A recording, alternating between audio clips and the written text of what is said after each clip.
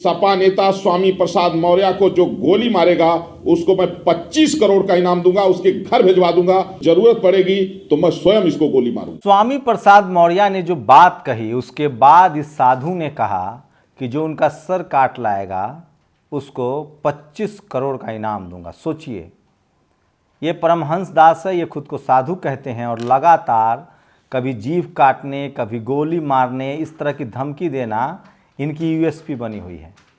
क्या ये सिर्फ राजनीति के लिए है या राजनीति इनको बढ़ावा देता है?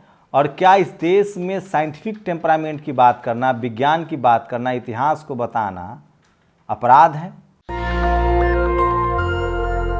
नमस्कार, मैं शंभू कुमार सिंह और आप देख रहे हैं नेशनल दस्तक।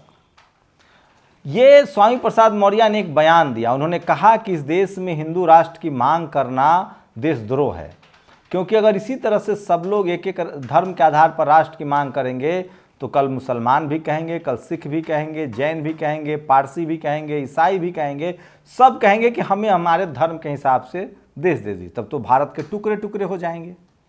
भारत एक सेकुलर देश है, सेकुलर संविधान है और भारत में सबको अपने धर्म की आज़ादी है। भारत का संविधान आपको फंडामेंटल राइट्स देता है कि आप किसी भी धर्म को मान सकते हैं, किसी भी धर्म में आप आस्था रख सकते हैं, किसी भी धर्म की प्रार्थना, पूजा पद्धति जो है आप उसको फॉलो कर सकते हैं। यहीं स्वामी प्रसाद मौर्य ने एक और बात कही कि हिंदू राष्ट्र की जो पहली मांग थी वो हिंदू महासभा ने की थी। सुनिए। हिंदू राष्ट्र की बात करने वाले लोग देश के दुश्मन हैं। बहुत पहले हिंदू राष्ट्र की बात हिंदू महासभा ने किया था। उसके बाद क्या था? बवाल मच गया और टीवी अखबार की जो भूमिका है, जैसे वो लगातार कहता है कि विवादित बयान, टीवी अखबार ने चलाना शुरू कर दिया कि ये स्वामी प्रसाद मौर्य का विवादित बयान है। उसके बाद क्या था? ये जो बाबा हैं इनका नाम है परमहंस दास, ये अयोध्या की नगरी में रहते हैं। उन्होंने फरमान जारी कर दिया कि जो भी स्वामी प्रसाद मौर्य को गोली मार देगा मैं उसको 25 करोड़ रुपए का इनाम दूंगा, और नहीं तो मैं खुद ही मार दूंगा। सोचिए, ये वही बाबा हैं जिसने उदयनिधि स्टालिन पर भी इसी तरह से जीभ काटने की बात कही थी, जिसके बाद एफआईआर हुआ था।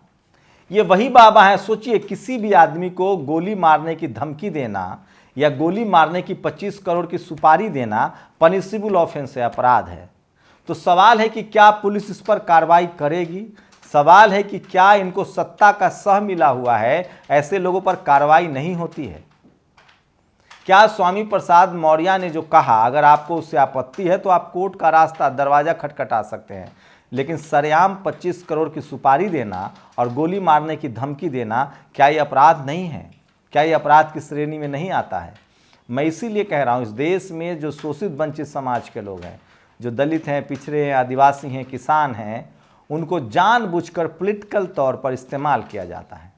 सवाल है कि इस देश का संविधान सबको अधिकार देता है संवैधानिक दायरे में रहकर अपनी बात करने का, लेकिन ये किसी को अधिकार नहीं देता है कि आप किसी को जान मारने की धमकी दीजिए, थ्रेट कीजिए या उसको सुपारी दीजिए।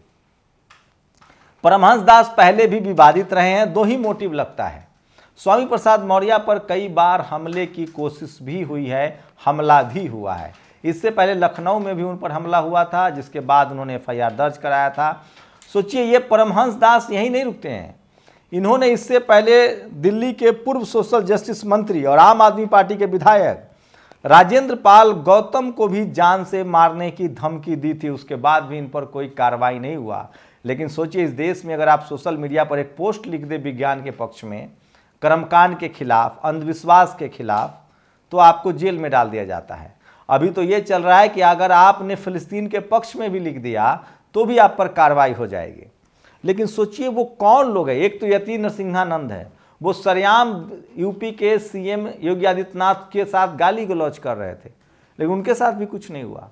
तो ये जो परमहंस दास हैं, ये सरेआम सम्राट स्वामी प्रसाद मौर्य को जान मारने की धमकी का बात कह रहे हैं, लेकिन इसकी कोई सूद लेने वाला नहीं है, कोई बात करने वाला नहीं है। और यही कोई दलित, पिछड़ा, आदिवासी, किसान कुछ बोल दे तो उन पर एफआईआर हो जाएगा, केस हो जाएगा, उनको जेल में डाल दिया जाएगा।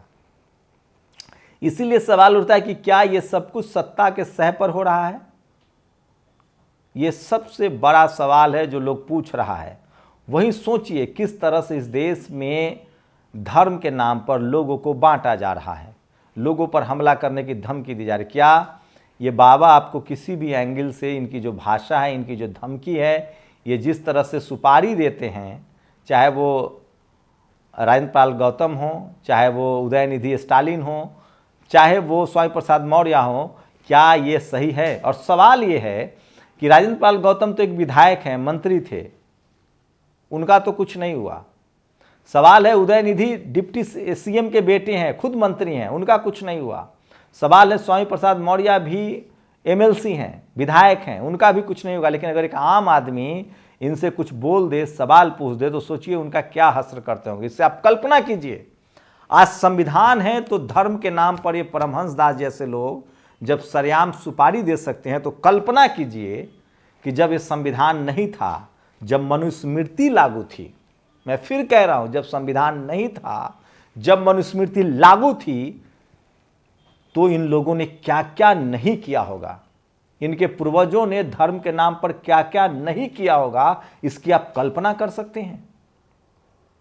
जब एक संवैधानिक देश में जहां पुलिस है, कानून है, सरकार है, व्यवस्था है, चुनाव है, जहां 90% आबादी है स्वामी प्रसाद मौर्य के ओबीसी समाज के और SC ST ओबीसी समाज के, बहुजन समाज के, सोचिए जब संविधान के होते हुए, हाई कोर्ट सुप्रीम कोर्ट के होते हुए, media judiciary college university bureaucracy के होते हुए, जब परमहंस दास जैसे लोग जब 25 करोड़ की सुपारी दे सकते हैं, जान मारने की धमकी दे सकते हैं, तो आप कल्पना कर सकते हैं कि तब क्या होता होगा जब इस देश में संविधान नहीं था और जब मनुस्मृति का शासन था। मैं तो सिर्फ कह रहा हूं कि ये सोचकर रूह कांप जाता है कि इन लोगों ने कितना, इनके पूर्वजों ने कितना अत्याचार किया होगा, कितने नरसंहार किए होंगे, और कितना धर्म के नाम पर जातिवाद का कितना जहर फैलाया होगा। संविधान होते हुए, पुलिस प्रशासन होते हुए, सीधे सीधे किसी आदमी को मारने की धमकी देना, उसकी सुपारी देना, आप कल्पना कीजिए कि संविधान नहीं होता होगा तो ये लोग क्या करते होंगे। वो तो संजोग मनाइए कि उदयनिधि स्टालिन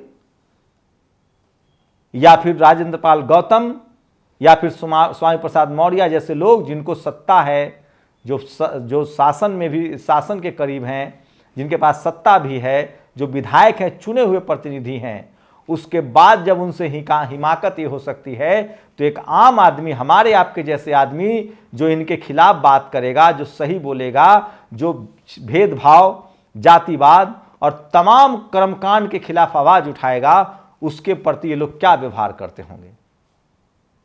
आप सोचिएगा जरूर।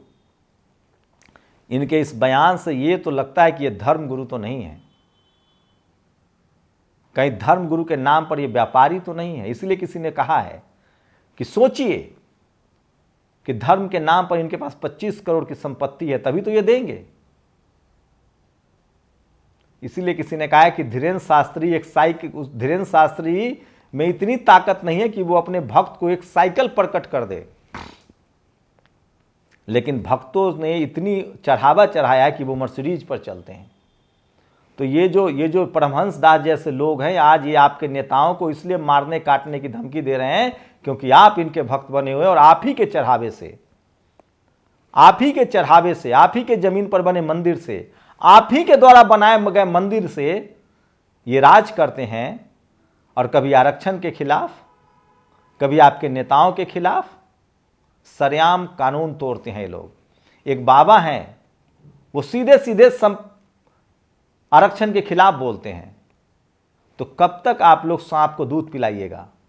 सोचिए, जो आपके समाज के नेता को सरेआम जीभ काटने की, जान मारने की धमकी देता है, गोली मारने की धमकी देता है, कल्पना कीजिए जब इनका मनुस्मृति होगा, जब संविधान नहीं होगा, तो ये लोग क्या क्या करते होंगे और क्या क्या आपने झेला होगा।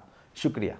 नेशनल दस्तक की आपसे गुजारिश है कि अगर इसको बचाना चाहते हैं तो नेशनल दस्तक को सब्सक्राइब करने के लिए रेड कलर के सब्सक्राइब बटन को दबाएं, फिर बेल आइकन की घंटी दबाएं। नेशनल दस्तक को बचाने के लिए बहुत जरूरी है कि हर खबर को शेयर करें, लाइक करें, कमेंट जरूर करें।